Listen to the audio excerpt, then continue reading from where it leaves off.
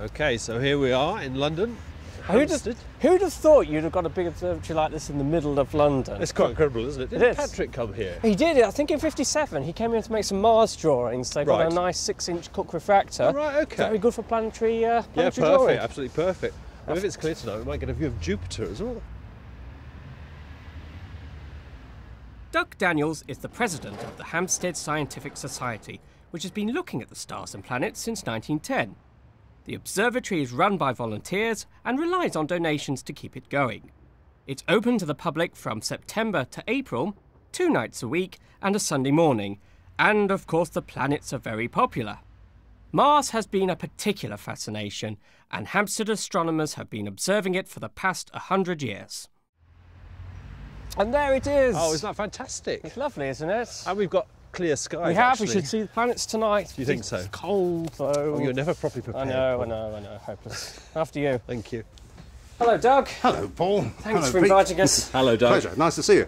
So you're in charge of this magnificent instrument? Yes, I have been in charge of this instrument for, well, more years than I care to remember. It's a lovely 6-inch refractor. Can you tell us when it was first established? Well, the actual tube, the optical tube assembly itself, was built by Thomas Cook of York in about 1899, right. And it was presented to the Society by a generous member, George Avenel, in 1923.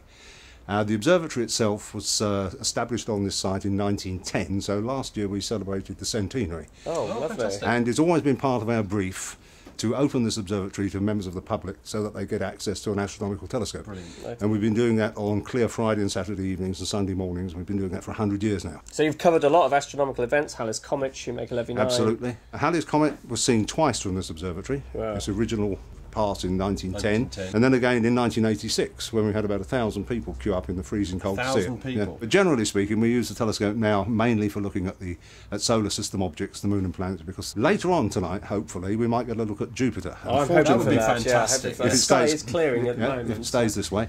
Unfortunately, we won't see Mars because that doesn't rise here until about 3 in the morning. In the morning. But I noticed earlier you had sort of a logbook here with some wonderful old Mars drawings. Yes, don't you? we Can do we have a indeed. look at them? Yes, you can, by all means. We have drawings dating right the way back to 1910. Good grief. Wow. And there are some reports and everything else there. So, and these in colours. I look at the colour of these. They're superb drawings, aren't they? thank you very much. Those two are mine. Oh, well done. Oh, very good. It's not surprising that Mars is so interesting because, after all, it's the only planet in the solar system apart from ours that we can actually see the surface of. Absolutely, and it's very similar to the Earth. Exactly, in some ways. A day similar to us. It has seasons. Well, hopefully we'll catch Jupiter later on then. With any luck, and you'll get a good view. This telescope gives very, very good definition on planets.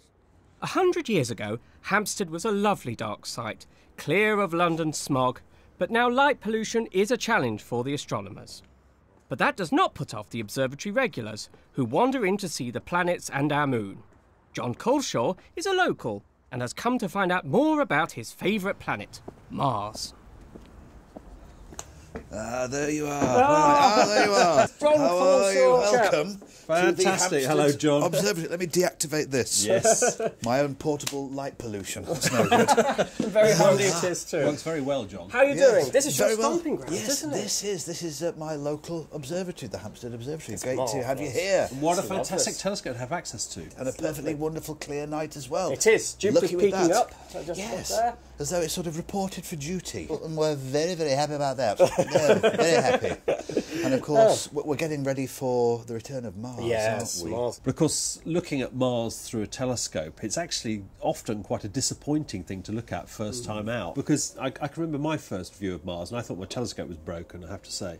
Because what you get is this sort of pinkish blob. Yes, it can be fuzzy, can't And it can be fuzzy and you don't see much detail on it. And you really have to let your eye get in with Mars. And also, if you've got your own telescope, and you keep your own telescope in your living room, for example, or in the kitchen, you need to take it outside and give it time to cool down. Yeah. But that's the biggest hurdle a lot of people fall over at, because the telescope, when it's warm, you get air currents inside it, and that makes the view fuzzy as well. And then when you do that, if you get a night of really good, stable viewing, Mars is high up and you've let the telescope cool down, that's when you can get this beautiful view of Mars, which almost looks as like it's a sketch that's been cut out of a book and stuck on the end of the telescope. Yes. But you've seen Mars through this then? Yeah, I mean, I do remember one view about 18 months ago or so, when the view of Mars looked just like those early diagrams Oh, of yeah. the polar caps and Yeah. the canals. And I love it when it looks like You that. didn't see canals, John. You didn't. No.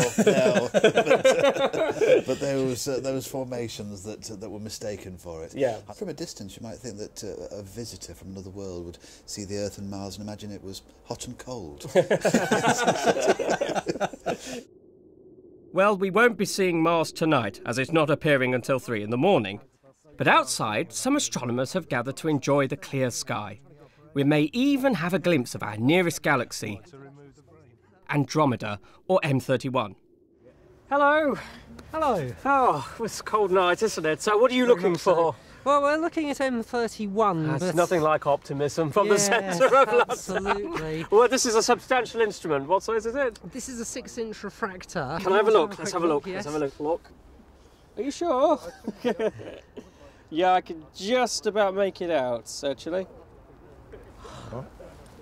Still there. Hello. Hello. It's John, isn't it? Yes, nice to see you. Nice to see you. Well, I have to say, this does not look like a standard telescope. No, this is one that I've made myself. Really? Yes. That's phenomenal. Over a period of about 6 months. Right. This is a telescope that's introduced me to Saturn, so that Oh. was the first thing I saw through it. Well, I've been wandering around the observatory site here, and look what I found. A most enormous pair of binoculars. They really are quite large, aren't they, Kevin? Absolutely. Can I have a look? What have we got? We've got the double cluster in Perseus. Oh, and we have quite beautiful. And I think one of the amazing things looking at an object like that through binoculars is this amazing wide view that you get. You do get an enormous field of view. Some great views of the moon and the star clusters of the Milky Way. Absolutely. No observing site would be complete without a pair of binoculars, Kevin. Very special. Very special. Still there.